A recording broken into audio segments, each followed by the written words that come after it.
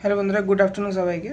এখন এই যে দুপুরবেলা খেতে বসেছি, মাও বসেছে, দিদি বসেছে সাথে। আজকে তো সানডে, তোমাদের বলেছিলাম কিছু স্পেশাল হবে। তো সকাল থেকে দেখলাম যে বানছে কিছু স্পেশাল, তো জানি না কী বানিয়েছে, দেখি মা কী বানিয়েছে আজকে সানডেতে। চলো মার কাছে যাই। কী বানিয়েছে মা আজকে সানডে স্পেশাল? এটা কি? পোলাও বানিয়েছে।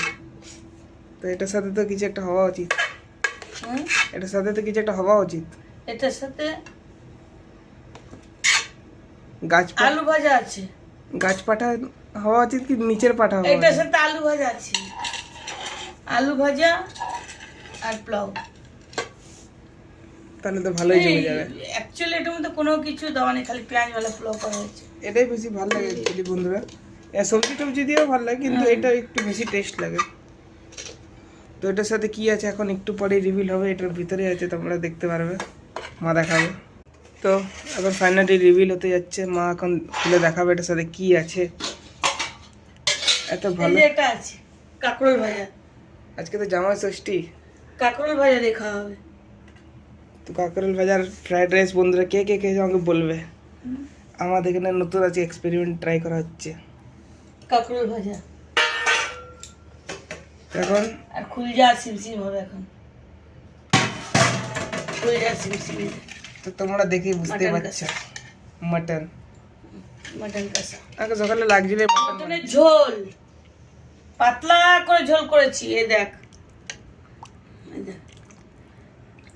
এই খাসির মাংস আর দেশি মুরগির পাতলা ঝোলের যে কি স্বাদ, যে খেয়েছে সেই জানবে, আর যে না খেয়েছে সে জানবে না।